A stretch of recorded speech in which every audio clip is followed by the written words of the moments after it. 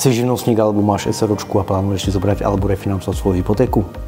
Vydokladovanie príjmu pri hypotéke pre SZČO a konateľa SRO je to najpodstatnejšie.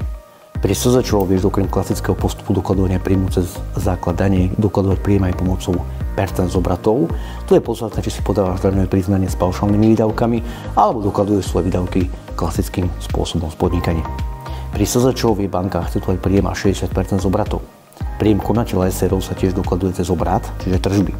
Každá banka v tomto procese akceptácie príjmu pristupuje individuálne, avšak príjem, ktorý väčšina bank akceptuje, je od 10 do 20% z tržieb, vo výnimočných prípadoch je to 50 až 60%. Zaujímavosťou je tiež kombinácia príjmov zamestnaného konateľa vo vlastnej SRO s tržbami z jeho SROčky.